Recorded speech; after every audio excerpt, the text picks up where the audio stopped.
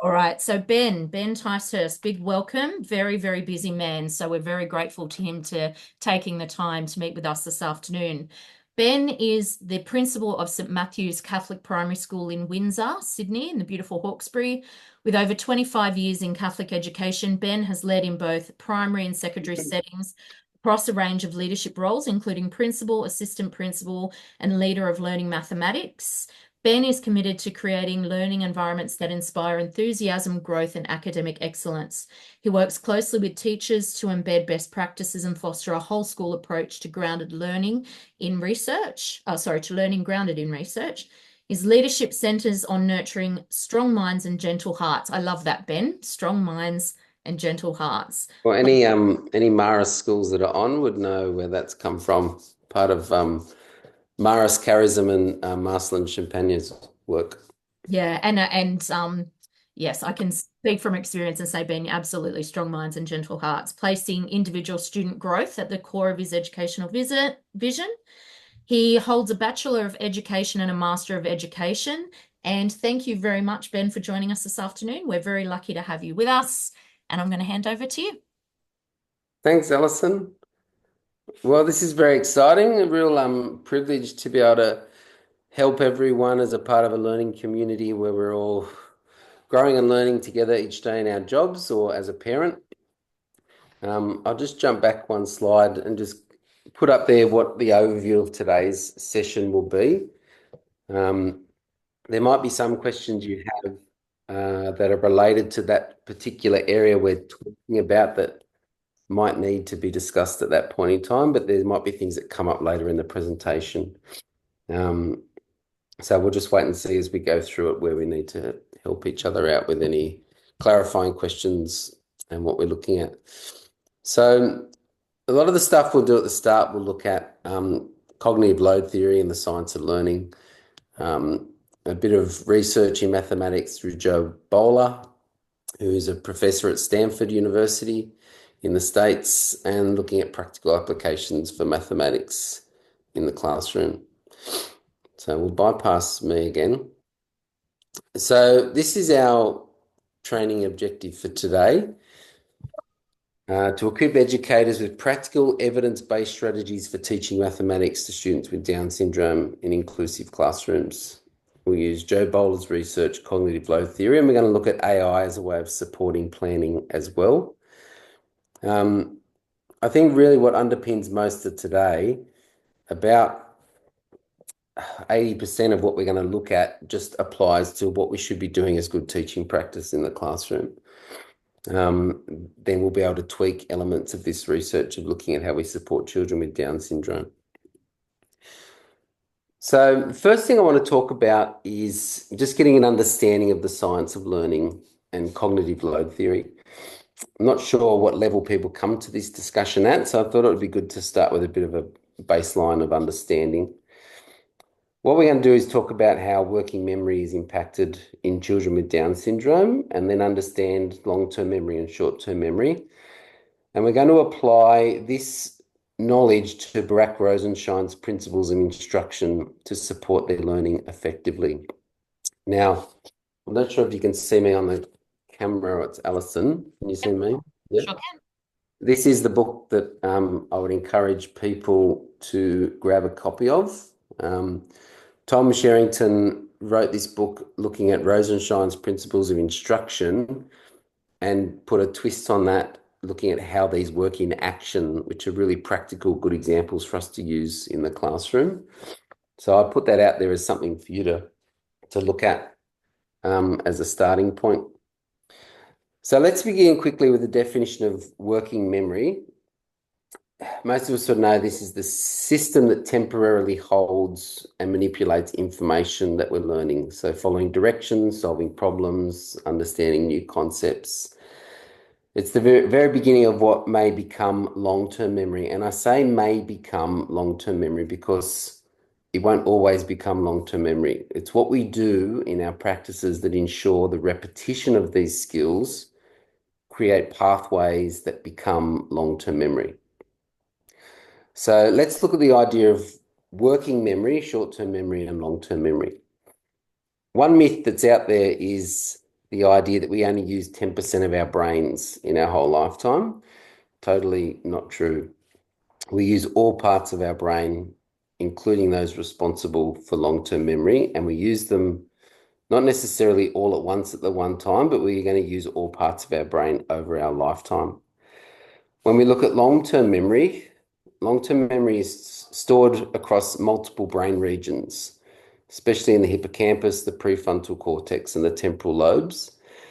And what's really interesting around the mapping that comes out now around how our brain works is good examples in literacy land is how when someone's reading or talking or speaking, the same parts of the brain will light up even though they're doing a completely different function, as well as other parts that light up and cross over.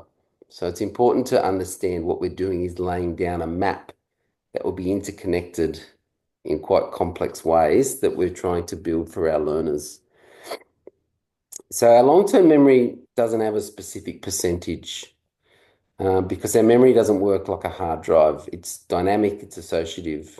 We access the memory depending on our background knowledge, our context, our cues, emotions, our neural connectivity. It's not just about capacity. So I know one easy way of thinking about memory and emotion is if you go back and look in your lifetime, what parts in your life do you remember well? Most likely they're connected to an emotion.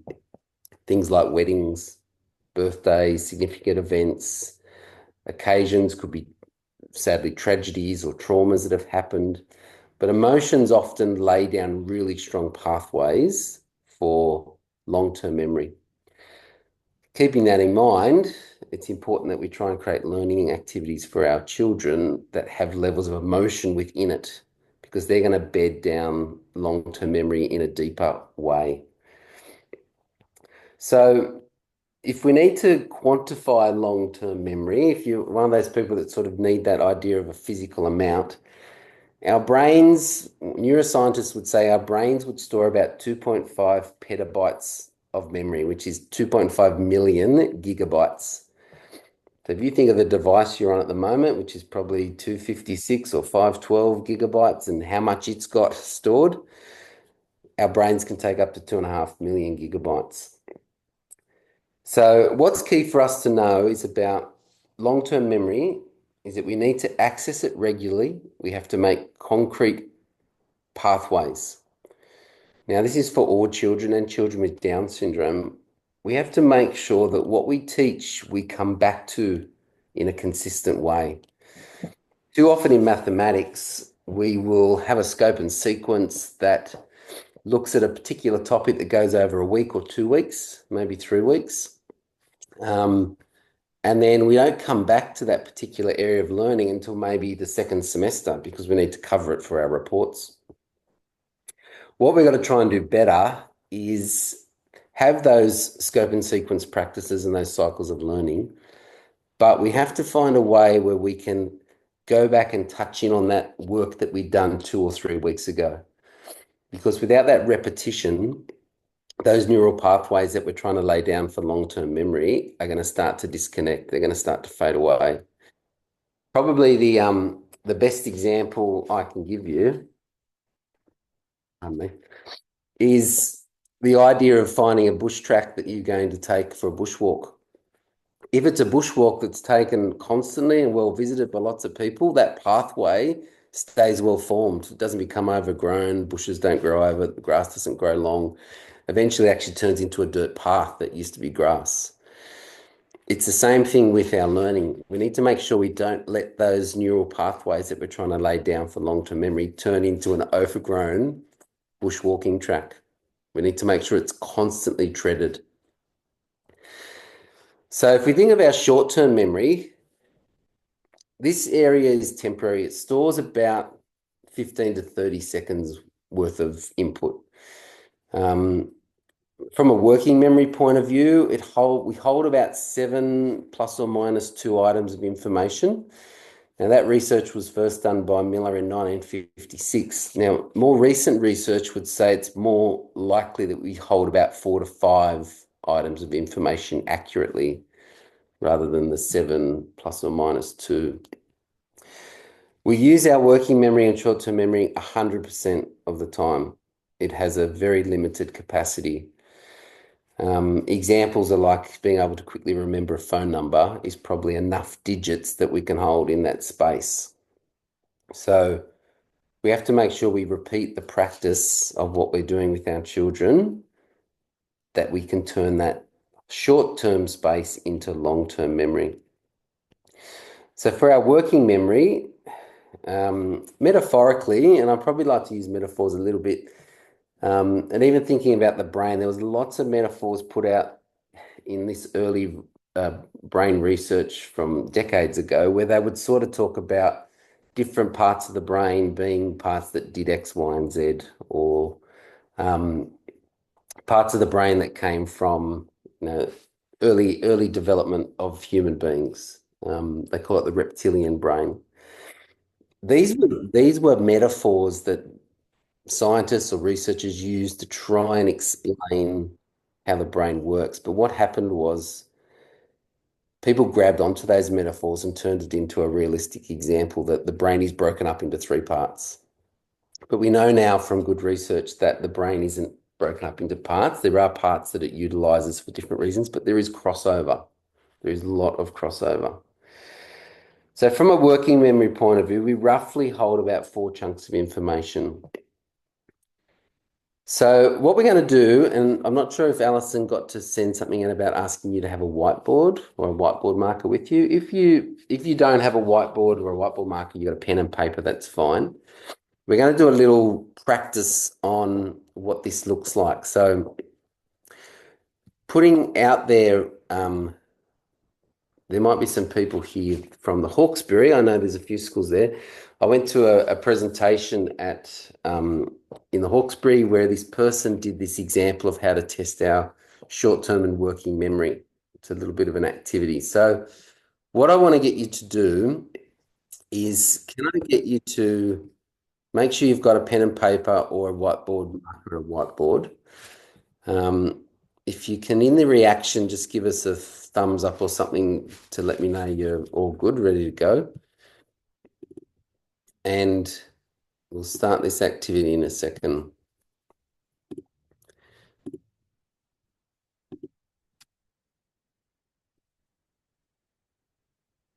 A few thumbs up coming through.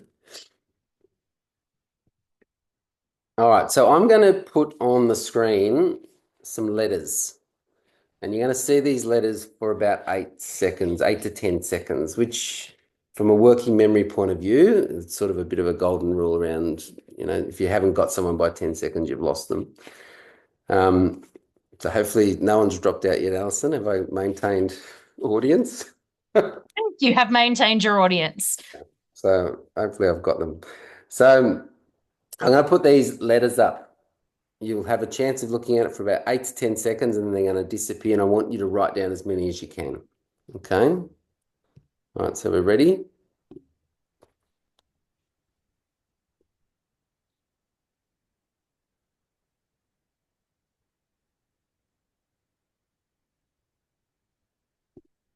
All right.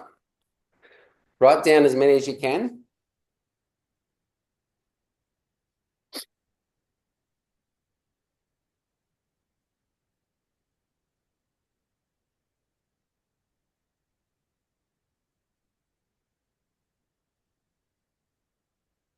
Now, if you are happy to put your cameras on, it'll give me a sense of being able to look and see when people are sort of ready.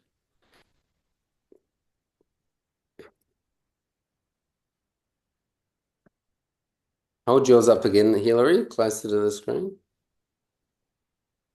Oh, it's pretty good. That's very impressive. Kelly's got a few. Wow. All right, so what you're going to do is you're going to mark off your letters that you had in the right place. So you can't give yourself a mark if you had like a couple of letters, but they're in a different area or a different row. You have to do it exactly the same as what's on the screen. Okay. So I'll put the letters back up. All right, have a look and write the number down if you can hold it up to the screen of how many you got correct. in the right spot. You know what? Even if you got it in the right row, we'll give you that.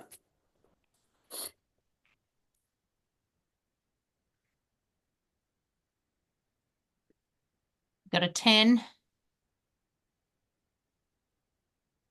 Might have to go in the chat. Yeah, you could chuck it in the chat. 7, Right, I'm going to take it off now because it's going to be a cheat for people later. 11, 10. Okay, well, yeah, maybe chuck, that's a good idea, Alison. Maybe chuck your number in the chat. If you're in a group, you can do an average. 17. 17, that's pretty good, or maybe they've seen it before.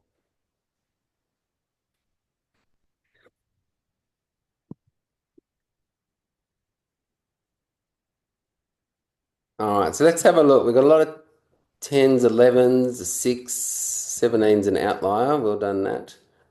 8, 7s, 10, 11, 8, 7, 8s. That's pretty much the number you'd see. So as adults in our working memory, we'll probably hold somewhere between 7 to 10 pieces of information in that short period of time. For a learner, it's going to be a lot less. For a learner with Down syndrome, it's going to be 50 to 60% less. We'll talk about that a bit later, but studies will show that for most of us, we hold around 7 pieces of information. A child with Down syndrome is around 2 to 3 pieces of the equivalent information. If you're giving them a string of digits, as an example, we'd remember 7. So it's a bit of a sort of a guide that I put out there for you to think about. When you're working with kids with Down syndrome, you're looking at wanting to scaffold and scale down about 50%. I'm not saying dumb down the learning, I'm saying scale down the input they have to take in to help them work with their working memory. Okay. All right. So what I'm going to do now is rub out your board or get a new bit of paper. I'm going to give you the same information again, but I'm going to have scaffolded the information in a way that might utilize some of your background knowledge. It might put the letters into a sequence that makes it familiar and easy to remember because the letters become a visual or the letters become a story that you can make. Okay. All right, we're ready to go. All right, let's throw this up. All right, you got 10 seconds.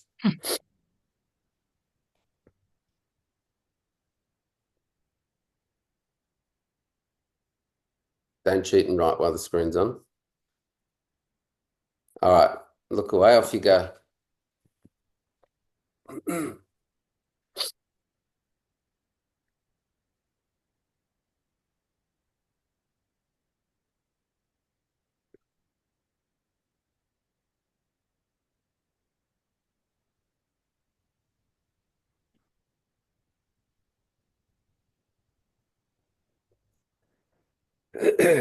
All right, maybe same thing. Once you're done, I'll put it back up on the screen in a second, and then you can count how many letters you got correct this time, and you can chuck that in the chat for us. All right, have a go now.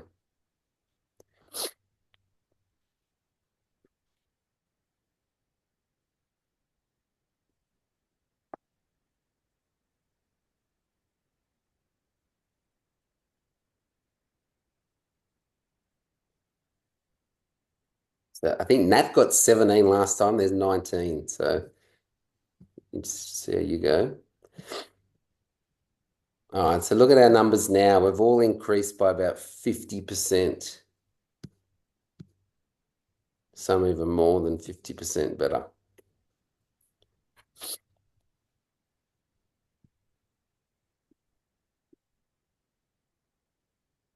Oh, Nat, you went backwards. We've done you a disservice. There's always one outlier. Okay, sorry. Um, so looking at this, you can see I've structured it. If you know, like for me, I put this into a story. A BMW went to Queensland to buy NBN. CNN and NBC covered the coverage from New York City. That was my little story I put it into. Now, some of you might have seen NBN and thought, I know what that is, BMW, Queensland. Some might know CNN and NBC as American news broadcasters, NYC is New York City. The other thing too is you already have exposure to these letters. So this is working memory starting to tap into short-term memory so that you can be more successful because we're doing repetition of practice. But it's just a good example to get a sense of how's my working memory work? How much information can I hold? And then how can I chunk it to make it more successful to someone to retain that information? Just a neat little exercise for that. So let's have a look at how much do we use. We use all of our working and short-term memory to capacity, but that capacity is small. Most people will max out their working memory multiple times in a day without even realizing it. Children with different disabilities will hit that tipping point when they might max out their working memory, which might then see them have a disruptive behavior. So we need to keep that in mind too around behaviors or a communication of not coping. And part of that could be because we've overloaded their short-term and working memory. Brain breaks are what they are. It's a way of clearing out that memory so that they can come back and access the information again. So when we're overwhelmed, we can't think straight. We need to consider in our design of our teaching, you can look at that little image on the left, that we need to reduce extraneous cognitive load, which is that orangey pinky color there. This is the mental effort that a learner has to use when information is presented to them in a poorly designed way. Trying to cut out the bits that aren't relevant, the noise, the clutter. The germane cognitive load, which is that green part, is the mental effort that's used to look at the model that's being taught to them or the schema of information. Now, mathematics in many ways is very schematic. It has procedures and things that we have to follow or rules to get an outcome of an answer. So if we can reduce that extraneous and germane cognitive load, we are making more space for that working memory. We're going to give that child a better opportunity to take on board and start to push that info into short-term memory. So what's it mean for us in our lessons? We need to make sure they're carefully designed. We need to make sure the processes we teach are refined to reduce unnecessary clutter, and they're scaffolded. For children with Down syndrome, working memory, especially verbal working memory, is significantly impacted. Children with Down syndrome often struggle more with verbal working memory, meaning they'll have difficulty holding and processing spoken information. For example, remembering multi-step instructions or mentally rehearsing a sentence can be very challenging. Going back to this idea of Rosenshine's principles of action, what I'm going to talk through now relates back to his principles. So firstly, we need to present new information in small steps. Break instructions into short, manageable parts with reduced cognitive load and give students the best chance to succeed. That's principle 2 from Rosenshine's. We also need to check for understanding frequently, which is principle 3. Interestingly, visuospatial working memory is often a relative strength for children with learners. Being able to look, children with Down syndrome, being able to look and understand images and models, pictorial representations, is a real strength. Sometimes they can't say the answer, but they could probably point to the answer by looking at what the pictures are. Which one's right? Which one's better? Can you move these into the right order? So they're hands-on activities as well and good concrete models. Now these link to principle 6 in Rosenshine's principles of instruction, using visual models and scaffolds, pairing verbal instruction with visual cues and physical manipulatives will support memory and comprehension of the learning. As I mentioned before, research for children with Down syndrome typically have a smaller working memory about 2 to 3 times compared to 5 to 7 of their typical like peers. So the number of learning hits children need to a new concept to be learned varies widely between these different individuals in our classroom. Research gives us some general guidance when comparing typical learners to learners with Down syndrome. So for a typical learner, they probably need about 5 to 15 quality exposures to a new concept for it to become long-term memory. Again, this will depend on their cognitive load, their prior knowledge, background information, the teaching strategy that's used, and the engagement and motivation they have around the task.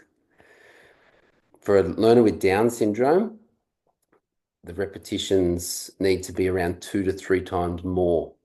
So around 15 to 45 meaningful exposures. Again, depending on the complexity of the concept, the language that's being used in that topic, receptive and expressive language can be delayed. Their working memory limitations are obviously a big part of that. And the use of visuals and concrete materials are really important. So working memory is often significantly impacted in children with Down syndrome, especially verbal working memory. So the repetition we do with children with Down syndrome has to be a multi-sensory input. Okay, so tactile, visual, abstract as far as numbers being on the page.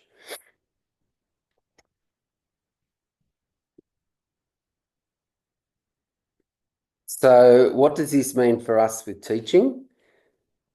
Well, we need to model strategies explicitly, provide guided practice, and we need to use tools that involve repetition, visuals, and routines. And we'll look at a model of this a little bit later.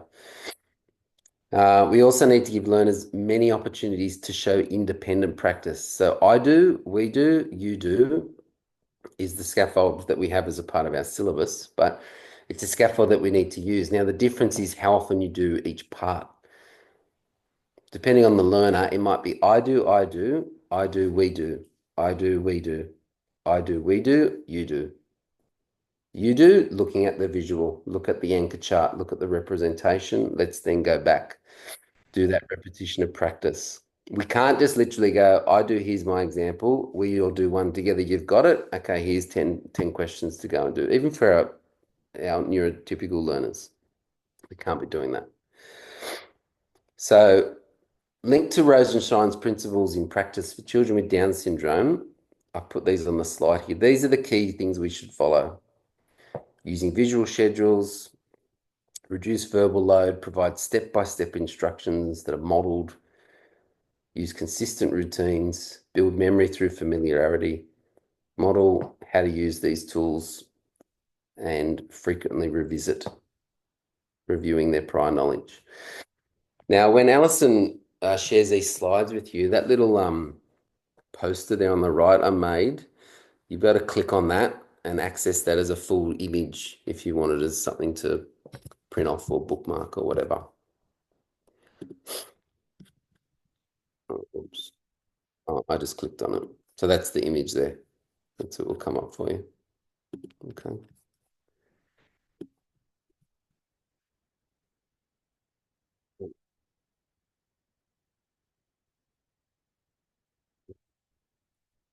Actually.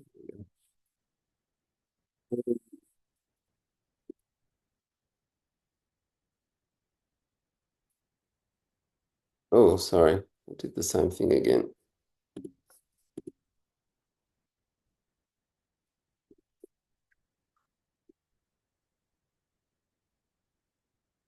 Right, let's make sure I can move the slide without clicking on the link.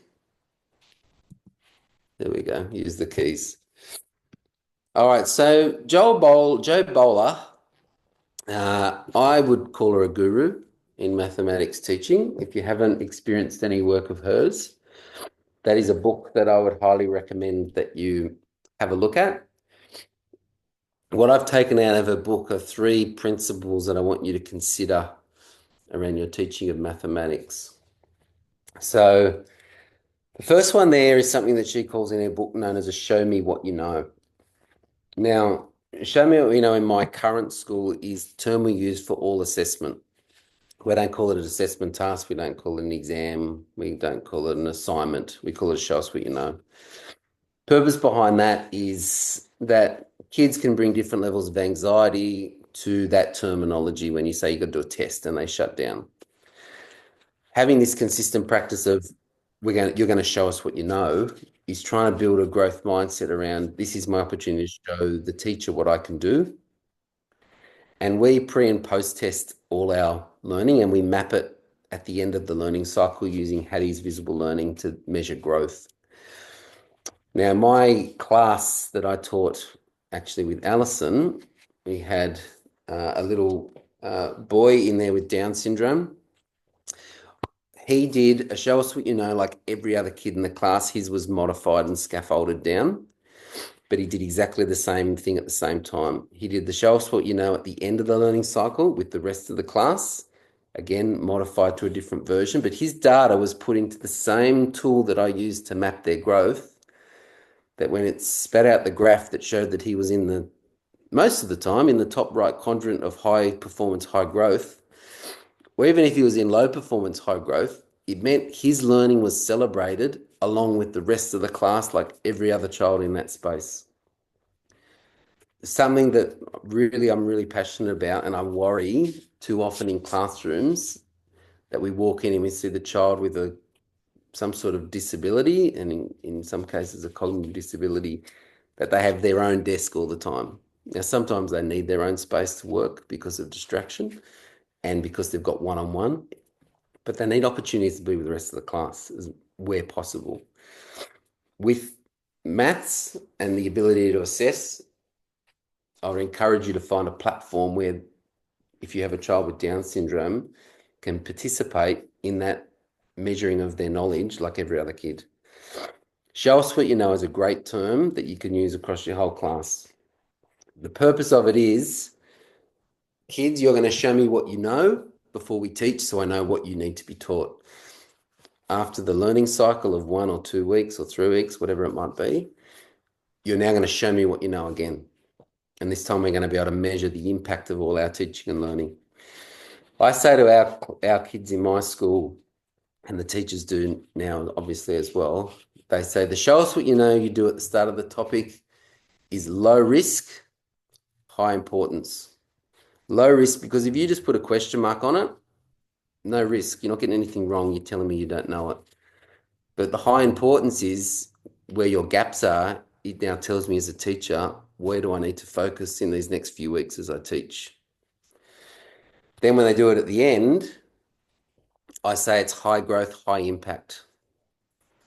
So at the start, low risk, high importance. At the end, high growth, high impact. What impact have we had on you in our teaching? And how can we see that in your growth and performance?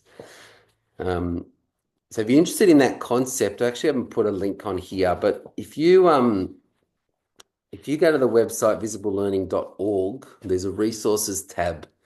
And in that resources tab, there's a visible learning tool that's a spreadsheet that you can download, and you put their first and their end of learning cycle data in, and it gives you that in a high growth, low growth, high achievement, low achievement quadrant.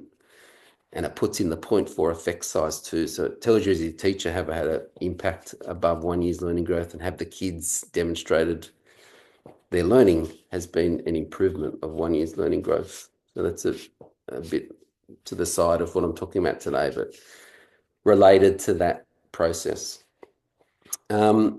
The other important stuff in Jo Boaler's work is the focus on growth mindset, that mistakes are good. Mistakes means your brain is learning. Every time you make a mistake, a neuron is firing in your brain. Every time you do something you already know, your brain's doing nothing. So really focusing on that idea of growth mindset with all your children, but with children with Down syndrome, because they can easily get into a mindset of they're not capable or they're not good enough or they're different to their peers. Everyone makes mistakes all the time. Having that as a standard mantra in your classroom is really important. And the last one is making connections to their learning. So being really purposeful with how you visually represent their learning, being collaborative and trying to relate things to real world math, which I'm going to give you later today, access to information sheets I've put together for early stage 1 through to stage 5 math syllabus, where every outcome area, I'll give you a list of real world maths topics you can use to integrate into your classrooms.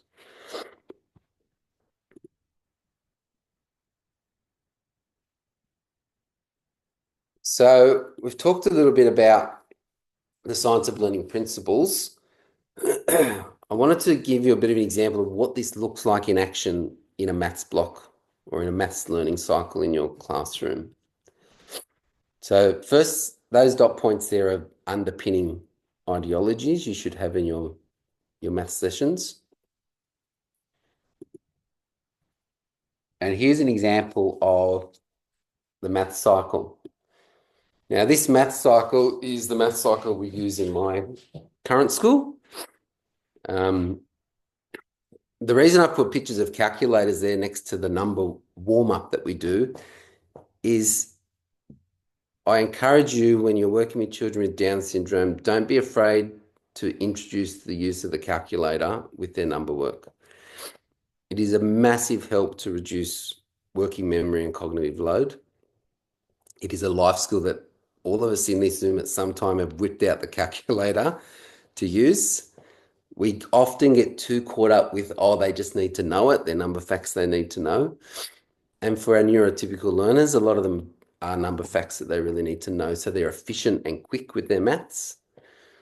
But being a good mathematician doesn't mean you have to be quick. And kids having a good sense of how to do the process of number work is a life skill they all need. And I would really encourage you, if you're not using a calculator for a bit of practice with children with Down syndrome, I would be encouraging that as a tool that you need to use. So obviously there's the one on your phone there, there's a smaller version, there's a scientific one they use in high school. So the minutes that I've got in that cycle, I've got underneath a different color. So for our normal classrooms, our number warm up is about 5 to 10 minutes max. 5 is sort of where I want it to be most of the time, but sometimes it blows out a bit. 10 minutes is really too long. But we do repetition of mental mathematics every day, every classroom, K to 6. For a child with Down syndrome in a modified lesson, you might be doing something for 3 to 5 minutes. I would say probably 3 minutes is probably the activity. Then we always do a lesson review. Going back to the idea of what we looked at before around science of learning, is we need to go back and check what kids have retained from the previous lesson. There's no point moving on to the rest of the lesson if they've forgotten what happened the day before or they haven't quite got an understanding that's deep enough. Even if they do have an understanding that's quality, the repetition is going to help bridge down those pathways for long-term memory. So we use mini whiteboards as a way of doing that every day. That goes for 10 minutes. In your modified lesson that you might have with a child with Down syndrome that's working one-on-one with someone else potentially or in a small group, you would lower that down to probably about half that time, using sort of that guideline before of a neurotypical person's able to do about 7 chunks of memory, a child with Down syndrome around about 3. So it's about 50% less. So then once we go out of our lesson review, we jump into the new learning, or if we have to, we go back and revise the day before because they haven't demonstrated it successfully. So now we go into our new knowledge. We do a learning intention, we set a goal, we set a success criteria. We display that visually, we annotate it with language that the kids might know. For our class, they're working on this for about 40 minutes. For a child that we've modified down, we're doing this section for about 15 minutes. It's repetition of I do, we do, you do cycles. So you might do 3 5-minute cycles with your child with Down syndrome. With the class, it might be 3 15-minute cycles. So once we get through that, we then go on to the checking for understanding, the reflections that you do based on the work samples you're seeing. And we make connections back to our success criteria. And we visually annotate this and draw pictures. We make visual representations, which are our anchor charts we put up in that particular area. So if you're fortunate enough, you've got a classroom with a little breakout space, you can have these modified displays where your child might be working in a place that's got a bit more of an auditory and visual barrier. So there's less distractions. Otherwise, it might be just part of your maths learning wall that you have with your whole class. So one little example of something that I encourage you to do, it's a good thing to do with all learners when teaching procedural maths, but especially for a child that has a working memory impacted, is a method I call the peel back method. I sort of, that's what I call it. I don't know if it's actually called that. It's probably called something else, or it could be called that. I've got no idea. But this is the practice that we use. So the idea is, and I've got a little whiteboard here I'll put up, is that if I'm teaching something, and I'll just do it something at sort of an easy level for us, not necessarily something at a lower level for a child we might be thinking of. Let's say we're looking at doing a process where we add two fractions together. Now, the idea of the peel back method is that we would show the demonstration of the full process that we've talked to and we've potentially modeled and things like that. Once we've done this the first time, the second time we do it, we might actually literally just peel back that one part of the process. And the thing we want to ask the child to demonstrate to us is we understand we've got a quarter and we've got two quarters. We might have a model. Our denominator stays as a quarter, but we added the top two numbers together to get our answer. Can we add the top two numbers together? Hopefully, yes. They can do the 3. All right, then the next step would be when we peel back, and again, you might use the same numbers or different numbers depending on the ability, is, okay, we've now got our two fractions. We need to now put this into our answer. Can you remember what did we have to do here for our denominator and our numerator? That they can then say, well, the numerator had to be added together and the denominator stayed the same. Then obviously you can broaden the complexities of the fractions. But the idea of doing an example, then doing a whole worked example together, and then saying, okay, now go and do it on your own, is just too much. It's not scaffolded enough. The peel back method allows you, when you do things procedural, to give them the start and slowly peel back from the answer. So if you had questions, and again, I'm not saying this might be something you're doing with your particular children, but if you had questions where you then had extra steps where you had different denominators and you had to do all that multiplication and things like that to get the common denominator, you would break that down into chunks that you then work back towards, rather than building up. Say, okay, I'm going to give you the first step, but you have to work out the rest, and the rest might be 6 steps. Or I might give you the first 2, and then you have to do the rest, which is 4. Start with providing the 6, and then say, I'm going to show you the 5, you do the last one. Now I'm going to show you 4, you do the last 2. And the thing that you'll find by doing that peel back method too is you'll see where they get caught up, where they get stuck, because sometimes children of any child learning, they will get stuck and just not start. If you can give them a start, it's a bit like some of those images you see where you look at kids with disabilities and they're looking over the fence and the short kid stands on a taller block and the tall kid stands on a lower block, so they're both looking over the same height, is you got to sometimes give them a running start and you can slowly pull that back. So the peel back method is just a little example I've put out there for you as a way of helping with cognitive load, teaching procedural work in mathematics. So these here, if you want to QR code them now, when Alison shares the slides with you, you can click on the links. They'll take you to a document that provides you with a whole range of ideas of life skill applications you can do for mathematics in your classroom. So if I jump and click on that one, does it show the change in screen, Alison? Yeah, it does, yeah. So here it gives you a little bit of an idea. It shows you the outcome area. It gives you a whole list of activities under a theme with dot points of each activity. Okay, so I've got these pretty thorough documents that you can use as a way of starting with some ideas that you might need to get started. So that's just an example of the stage one. One of my favorite topics I did, which I think had some of the highest engagement and success when I was working with my class a few years ago with a child with Down syndrome, is we did a teddy bears picnic for this little girl.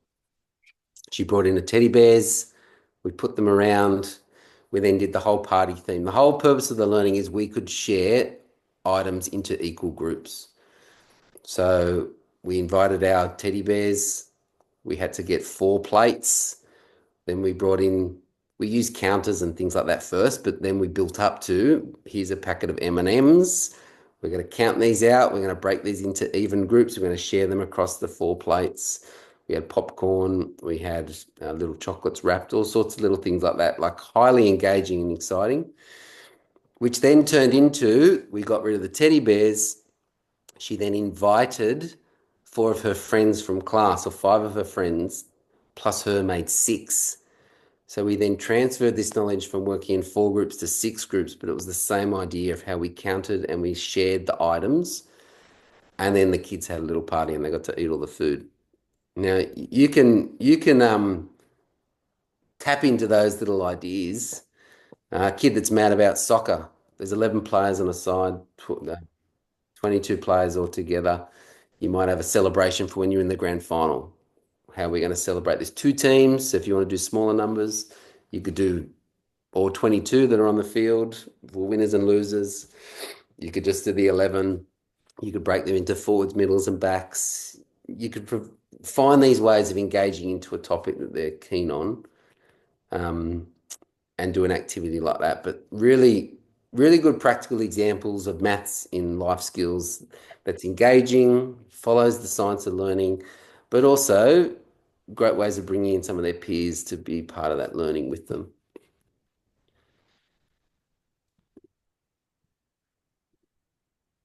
So there's the primary ones there, and then I've done stage 4 and 5 for secondary, which you can access as well. Um, and then the last thing I wanted to talk about, I've only got a few minutes left, is using AI to help you with planning and scripting learning. So if you're lucky enough, and look, honestly, you should be, most children with Down syndrome would be, I would say, I won't say 100% of the time, but I'd say most of the time on an extensive personalized plan or IEP, whatever you call it in your different areas. Um, Out of fun facts, extensive PP equals 336% of government funding. So, for example, if your school gets $10,000 per kid based on your socioeconomic area, that particular child's getting 336% of that. So they're getting about $38,000 in funding.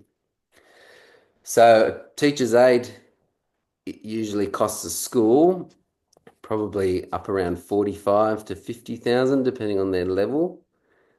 So a child on an extensive PP does not automatically get one-on-one because their funding actually doesn't cover a whole person.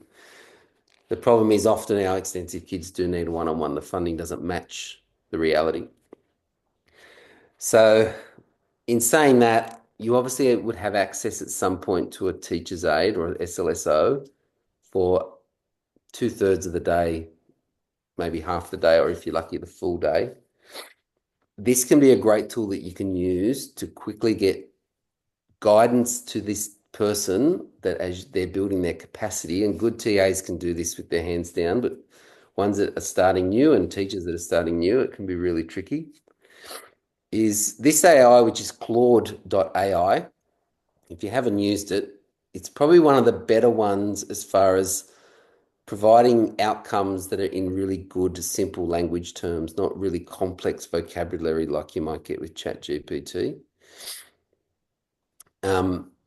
So what I'm going to show you is an example of an input that I've put in, and I'm going to show you the outcome of that input. So here we've got a scaffold of what I've put in.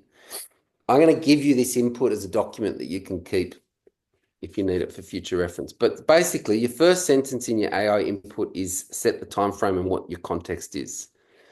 So I put in, write 1 week of lessons to teach this content. You might have 2 weeks of lessons, 3 weeks, whatever.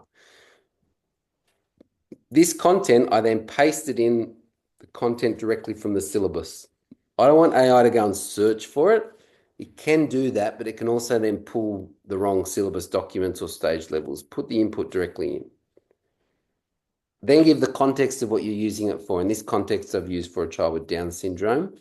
And I've said using the research I've pasted below, plus other known best practices for teaching students with Down syndrome. Then I've pasted in this research that I've collated that was surmised into what I thought was the best little summary that you could use as a model of what should we be doing in a maths lesson to support these types of learners. So I chucked that into Claude.ai. It then gave me an output. Now, again, this will be a link you'll be able to click on, and it will take you to the actual outcome of that input. So let me see if I can get that up for you. So this is what it gave me. And it did this in about 25 seconds. So first it gave me a little input of what were the things I put in there from research as a bit of an overview. And then it went through day one. Here's my learning objective. So there's your learning intention or your success criteria. Here's the materials I needed.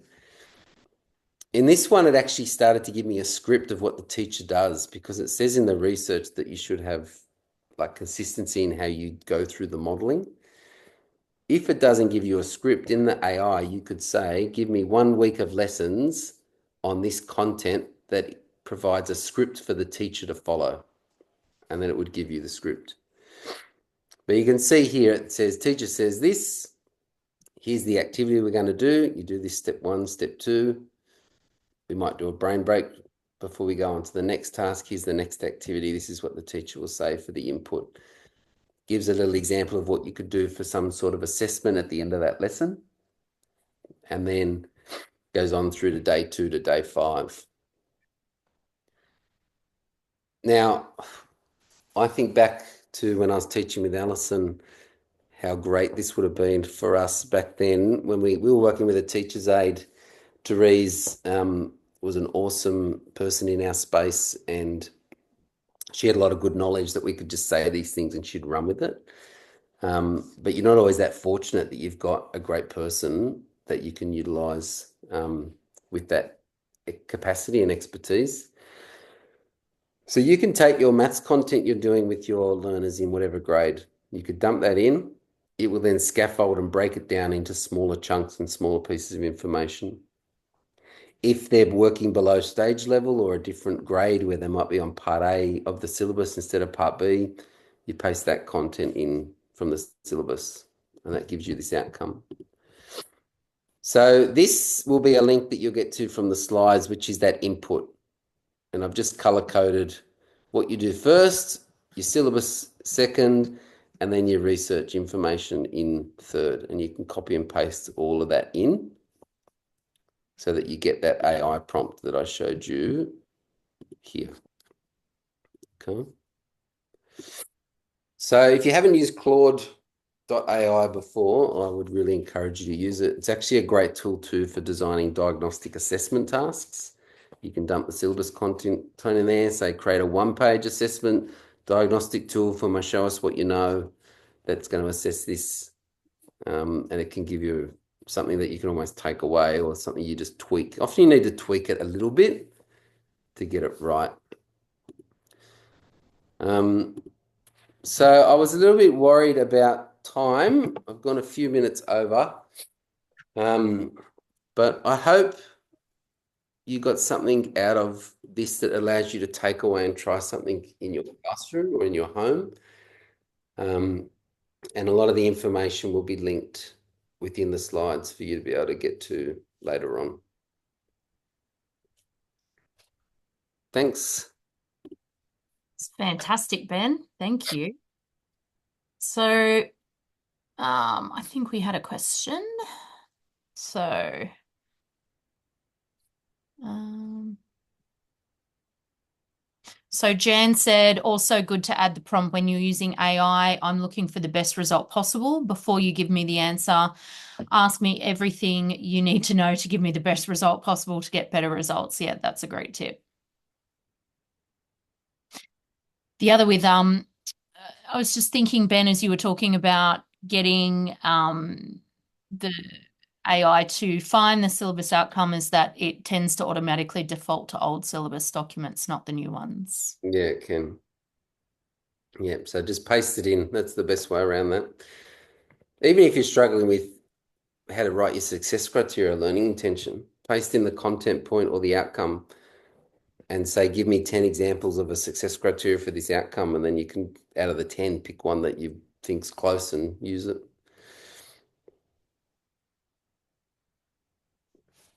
Lots and lots of thank yous, Ben. I wrote lots of notes myself. That's great. Well, hopefully it's helpful.